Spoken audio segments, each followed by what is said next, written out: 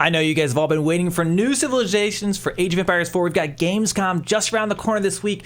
And while this may not be an official new civ, a lot of people think we might be getting the Vikings, maybe the Japanese, maybe the Byzantines.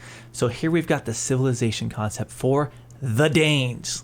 And this is a fan concept made up here. I've actually shared this link in my previous video, but I will share the link so you can go check this out. He's got actually a bunch of them. I'll show you.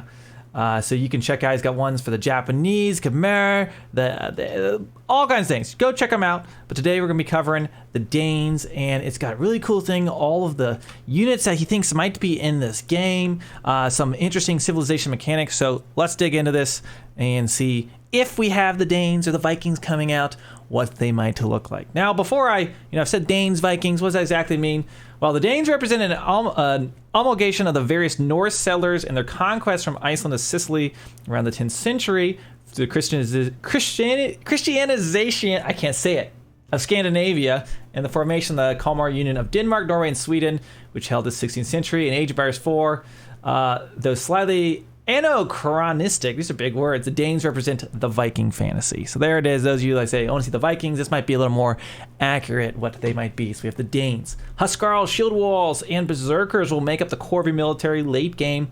Danes have access to standard European military, including knights, hand cannoneers, even mounted crossbowmen. How will the Skalds write the saga of your empire? That's a pretty good intro of this civilization. So let's, before we read down that left column, let's see what unit roster the Danes might have here. Looking at the barracks, of course, you know there's got to be some kind of raider. So available in the first age, actually, next to the spearmen, unique to the Danes, the raider, a fast-moving light infantry, high single target damage using the two-handed bearded axe, but a low base attack speed. So got a fun little extra age 1 raiding unit. Interesting, you'd have spearmen and then these raiders next to it, so a lot of infantry options. I guess it would be interesting how those would pair next to each other.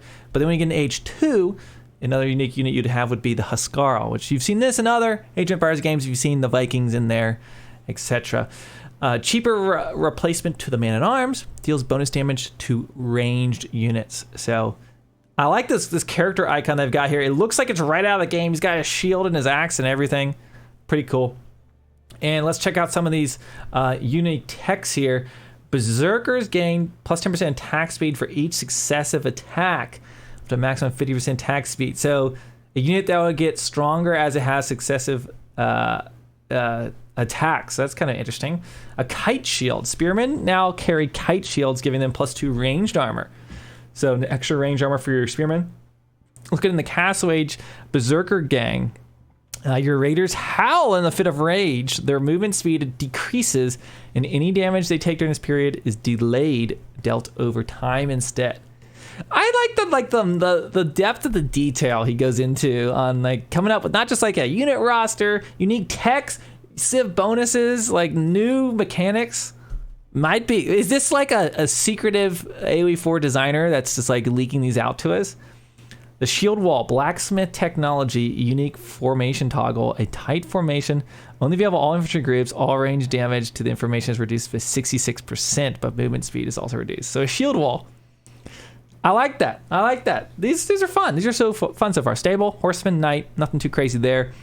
The siege workshop, your standard offerings. Now I do notice he doesn't cover water a lot in these civ overviews, which is kind of interesting. With a civ like this, you would think probably would definitely have some water bonuses. I'll see if he mentions anything on the left side, but I think the water details get left out of these. But it is a fan concept, so let me know down in the comments below what water units maybe you would put for this civilization. Of course, some longboats, right? Archery range. We've got archer, crossbow, hand cannoneer, and mounted crossbowmen. Fast-moving crossbow, but cannot shoot while moving. So that certainly would be a unique twist on the horse archers we've seen in the game so far. He put an asterisk on it, so I'm not sure what age that'd be available. I think that's age 4. The other one's not asterisks. That's interesting. Okay, now this is what's really interesting. He put these saga bonuses in here. This is like a whole system based around completing certain tasks that buff your civilization. So I thought this was really cool. Let me just read about it here on the left real quick. The epic saga. Forge a legend worthy of the Skalds. At the start of each game, A series of 6 feats are available for you to accomplish. Refer to the Saga Bonuses section. Upon accomplishing a feat, you can choose to unlock its associated bonus. You're limited to unlocking 3 bonuses per game, so choose wisely how you wish to record your saga.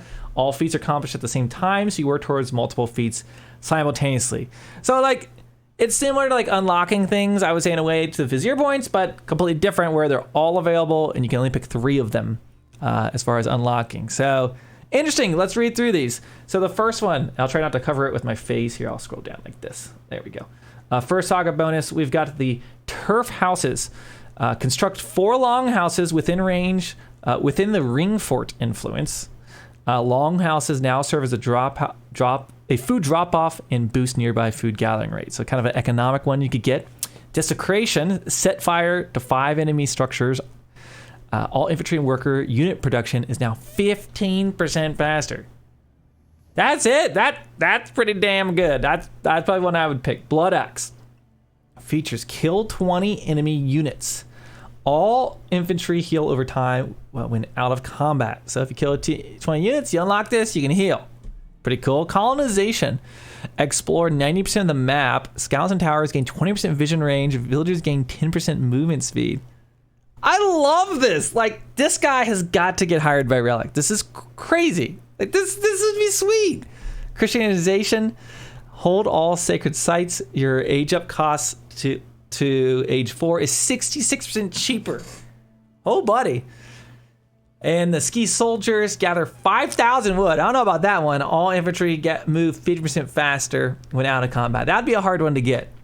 But certainly a unique idea. Let me know what you think about this, or if you had ones you would add, or how you would rework this. But a nice, unique mechanic. It just feels Age of Empires 4. It feels like it could be launched tomorrow or announced at Gamescom. Okay, let's see what else is out here on the left side. The Viking, the fast-moving raider unit, is available in the Dark Age. Additionally, the armored Huskarl is available in the Feudal Age. Okay.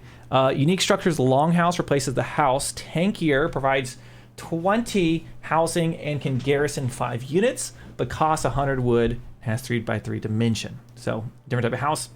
An influence, ring fort. Longhouses placed within the town center's influence, radius 1, have 20 plus 25% health and can shoot arrows passively. So kind of something to help you defend northern fortresses or forests. The Danes begin the game with the double broadaxe technology. So you have a wood chopping bonus essentially right out of the gate. The late stone walls, the Danes cannot build stone walls until the 4th Age. So that's kind of, I guess, the catch. And then you get your Raider, your Huskarl, your mounted crossbow. We saw those. And then some of the... Oh, these are would be the landmarks. So the stone ship mound. Anytime a non-siege military unit of yours is killed, it's automatically queued up to be reproduced here for free, but slowly. What? That's like your first... That's an OP landmark right there. The Trelleborg Hill Fort passively shoots around arrows at enemies, provides the ring fort influence radius, can gain garrison 10 units and provide 30 housing. Okay, so we got a ring fort. The Uppsala Temple boosts the percentage of all saga bonuses. You select 1 additional saga bonus. So that's very like the Ottomans, right? For a total of 4 saga bonuses. That'd be a fun one. That's probably a good one. The Great Hall generates tickets to settle or draft, single target ability. Settle converts a military unit into a villager, and draft converts a villager into a spearman. So you could boost your economy by converting like spearmen into villagers, but your military count's gonna go down. I feel like maybe the Uppsala Temple's probably the stronger one. Like, I'd probably choose the stone ship mound into this, perhaps. Or maybe you can go the hill fort into the temple, depending on the matchup. Okay, Copenhagen University functions as a university with cheaper technologies. Unlocks the ability to train mounted crossbowmen. So is that the only way you can get the mounted crossbowmen is with this university?